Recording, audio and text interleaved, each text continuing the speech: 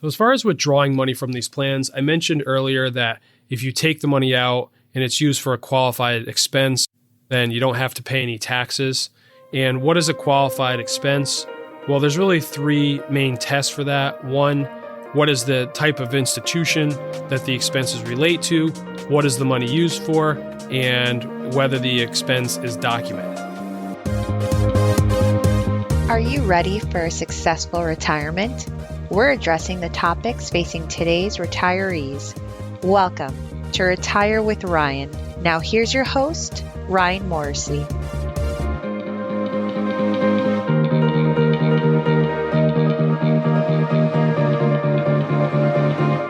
Welcome back. This week I'm continuing my review of the Connecticut Higher Education Trust, otherwise known as the CHET plan. That's one of the two 529 plans that are available to residents of Connecticut.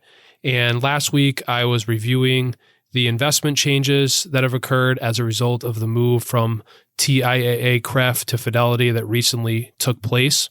So if you haven't listened to part one of this episode on the CHET plan, I suggest you go back and do that. And one option you have is to leave the money in that plan after this change has occurred. And another option too is that if you want to take advantage of the Connecticut state tax credit, but there's another 529 plan that makes more sense for you, you can actually transfer the money over from the Connecticut CHET plan to another plan. You're allowed to do one rollover every 12 months. So you might be wondering, what is a rollover? Well, a rollover is where you move money from one 529 plan to another plan for the same beneficiary. Why might you want to do a rollover? Well, even though these plan options are on the lower side, they are kind of limited. For example, there's only in the individual fund options 6 different fund options to choose from.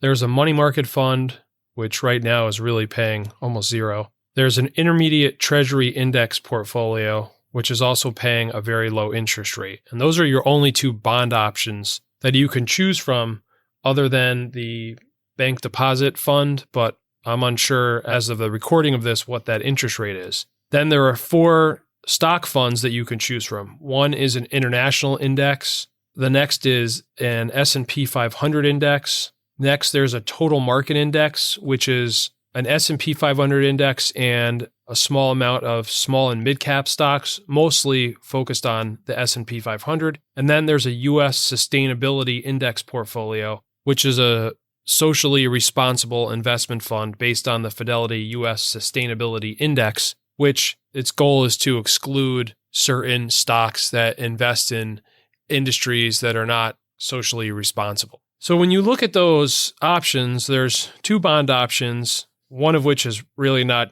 useful at this point. And there's 4 stock options, but 3 of those stock options, the Fidelity 500 Index, the Total Market Index, and U.S. Sustainability Index, are very similar funds. So you're not really given a lot of options to build out your individual portfolio if you want to tailor it differently than one of the target-based funds, the age-based funds. What's missing in here, what I would like to see, and I actually reached out to the treasurer for the state of Connecticut, so that's who oversees this. Maybe at a future podcast, I'll be able to get him or someone from his department to come on and be interviewed. But I would like to see some more stock funds, a small cap stock fund, a mid cap stock fund, maybe a stock fund that's just large cap value or just large cap growth. Also a real estate stock fund or a commodity stock fund. The more diversification that's available in this plan, the better outcomes are generally going to occur for the investors. So that is a reason maybe why you might want to transfer to another plan. I mentioned in my previous podcast, episode 14, how to help your grandchild pay for college, that one of the other plans that I like is the Vanguard plan for the state of Nevada. That's also a low-cost plan, but it also gives you the option to invest in some of these other asset classes that I mentioned earlier that are not available inside of the CHET plan. There are other plans besides the Nevada plan, too, that offer a much greater selection of individual fund options. Just coincidentally, Nevada also has a plan through State Street. It's the SSGAU Promise 529 plan, And although the fees are a little bit higher than the Vanguard Nevada plan, they do have a greater fund selection than the Vanguard plan. There's a couple other asset classes added in there to choose from. So that's one negative I see with that CHET plan. And keep in mind, you don't have to be a resident, usually, of that state's 529 plan to be able to invest in it. For instance, you don't have to be a resident of Nevada to invest in the Vanguard plan. And for the CHET plan, you don't have to be a resident of Connecticut to invest in the Connecticut plan. Another negative I see with these investment options, in particular the age-based portfolios, is that when you look at, let's say, the 2039 portfolio that has 95% in stocks, it has 43% allocation to non-US stock funds. Now, that's a really large allocation. I look at a lot of target date funds, which are more geared for people investing towards retirement, but essentially following a similar strategy. And I have not seen any that have that large of an international investment exposure. And it's good to be invested in international stocks. There's a lot of companies that are listed outside the US, but usually you might see maybe 20 or 25%. So that could be a major drag on the portfolio if we have a long period of time where international underperforms US stocks, which definitely occurs from time to time. So if you wanted to reduce that, you'd want to use one of the individual fund options and just allocate a lesser amount to international stocks. That's the same thing with in individual options. I mean, using one of the S&P 500 funds or the total stock market or the international. If you use either the aggressive or the moderate static allocation, you're also going to find a really large investment exposure into international funds. Another negative that occurred as a result of this change is that one of the investment options that was available in the TIAA CREF plan was known as the principal plus interest option, where every year there would be a minimum interest rate that investment option would pay. And last I checked, it was 1.75%. So that was a really good conservative option. You could put money in the CHET plan or move it from another fund, and you could get 1.75%. Now, as far as what's been written in here, it does say on page 14 that if you have money in the principal plus interest option, that it's going to be maintained for 5 years, and that over a 5-year period, this is going to be transferred out to Fidelity's money market option. Unfortunately, the Fidelity money market option has a very low yield. I wasn't able to confirm what that is, but I know because all money market rates are very low because interest rates are low. So you would have been better off in the principal plus interest option, so you'll be able to continue to use it for a little while, but you can't make any new contributions to it. So if you wanted a conservative option, you'd have to use the money market, and you're not making a lot of interest on that, as I said before. So as far as withdrawing money from these plans, I mentioned earlier that if you take the money out and it's used for a qualified expense, then you don't have to pay any taxes. And what is a qualified expense? Well, there's really 3 main tests for that. One, what is the type of institution that the expenses relate to? What is the money used for? And whether the expense is documented. So as far as school accreditation, most 4-year colleges and universities qualify. Some 2-year institutions do, and many proprietary and vocational schools qualify as well.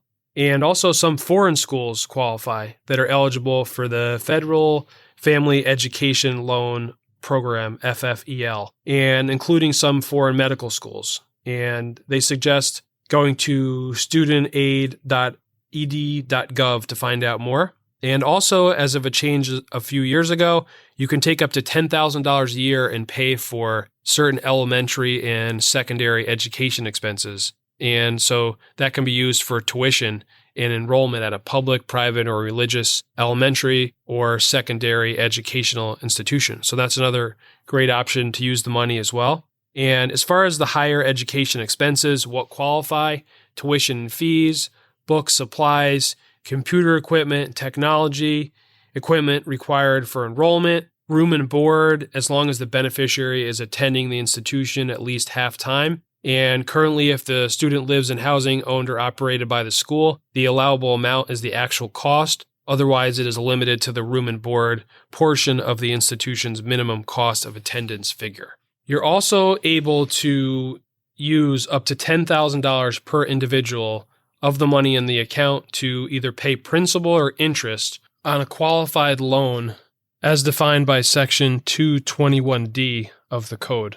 And this is per lifetime. So once you've exhausted this, you can no longer do this. And this is per individual. So if you have a 529 plan for your child, but your parent also has one for their grandchild, the same person we're talking about, then you have to keep in mind that amount, that $10,000 per individual, is aggregated between the different accounts. And anytime you take distributions, you're going to receive a 1099 at the end of the year. And you want to make sure you document what you're spending the money on, and you keep good records in case you are audited so that you are keeping track of the expenses to prove that they were qualified. Now, if you do have money left over, or your child ends up not using the money, then generally anytime you take the money out and you have a gain on it, you're going to have to pay tax and or a 10% penalty, but that's only on the gain, not your principal or your contributions. And anytime you take a distribution that's not a qualified distribution, a portion of that is treated as gain and a portion is treated as return of principal based on the value of the account when the distribution occurs. For example, if the account consisted of 60% principal, 40% gains, then that's how the distribution would be taxed. So 40% would be subject to taxes and or penalties for a non-qualified distribution. But that's not a bad thing, because if you put in $20,000, you left it in there for a long time, let's say maybe it doubled to $40,000, and you have to pay a little bit of tax and some penalties on it, that's probably better off than you would have done investing that $20,000 outside of the 529 account, because you were getting tax deferred growth, not having to pay tax on capital gains and interest every year and dividends. But if you live in a state that offers you a tax deduction, you also received a tax deduction. There is, however, an exemption that allows you to not pay the 10% penalty. You can't avoid the tax, but you can avoid the 10% penalty. And that would be in a situation where your beneficiary receives a scholarship or attends a U.S. military academy. Then you can withdraw up to the amount of the scholarship or the costs associated with the advanced education at the U.S. military academy, or if your beneficiary becomes disabled or if they pass away, then you can avoid the 10% penalty. As far as requesting withdrawals, if you have a CHET account, you log into your CHET account, you can do it right there, or you can call it and do it over the phone. Now, obviously, the primary purpose of these 529 accounts or the CHET account is to pay for college and post-college education.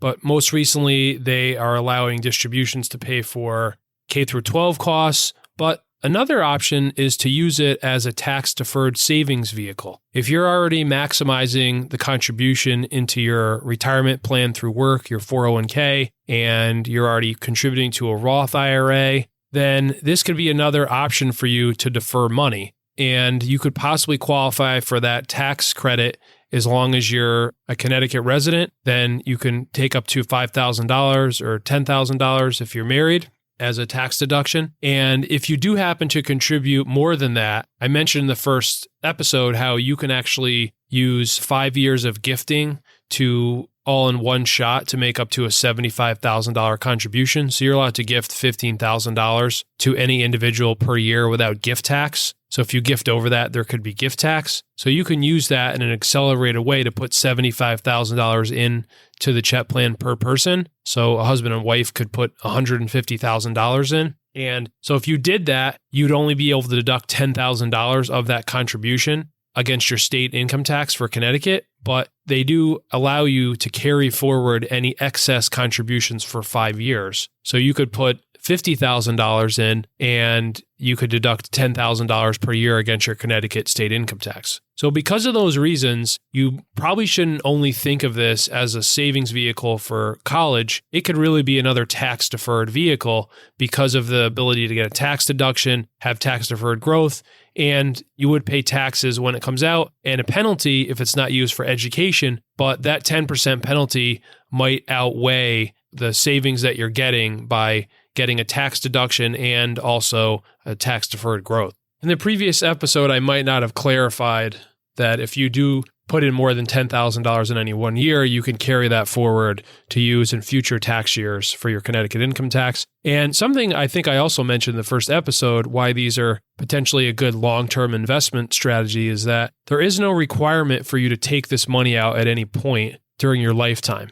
If you contribute money into the account, even if you don't have a beneficiary that's a child, you make yourself the beneficiary, the money can stay in there your whole lifetime. And it's only when you are deceased that you could have to take the money out. And so it really could be used as a long-term wealth building, wealth transfer strategy. Another thing that you should also check on while you're going through this transition, or if you have any 529 plan at all, is making sure that you have a successor owner on file. And what that would mean is that 529 accounts only allow one owner, just like a retirement account. And if you don't have a successor owner named and you pass away, then that asset is now subject to your estate, and it would have to go through probate until a new owner would be named. It doesn't mean that you won't eventually have the money fall into the right hands, but it can delay access to the money. So making sure that you have a successor owner named is a very crucial thing to do. And this is sometimes referred to also as a successor participant. You also have the option to change your beneficiaries at any time. If you have one child named as the beneficiary and they don't end up using all of the money, then you can name another child as a beneficiary so you can use the money for that remaining child. You could have multiple accounts per child, and you'd want to do that if you're going to take advantage of the Baby Scholars Program. But if there's anything left over at the end, you can name it to another child and even name yourself to use it for your own education if that's something that you desire. So I hope you found this episode beneficial on the recent changes to the CHET plan. And as a reminder, my online retirement readiness workshops are still going on, and they'll be starting the end of February. And there's also ones taking place in March. So if you're looking to get a plan for retirement or you want to update your plan, then that would be a good starting point for you to attend one of these workshops. If you go to my website, retirewithryan.com or morrisseywealthmanagement.com, you can find information about registering for the Retirement Readiness Workshop. And I hope that you have an awesome week, and I look forward to talking to you next Wednesday. Take care. You should consult a financial advisor familiar with your specific circumstances before you make any financial decisions. Nothing in this broadcast constitutes a solicitation for the sale or purchase of any securities. Any mention of rates of return are historical or hypothetical in nature and are not a guarantee of future returns. Ryan Morrissey, CFP, is an investment advisor representative of Morrissey Wealth Management, LLC, a registered investment advisor.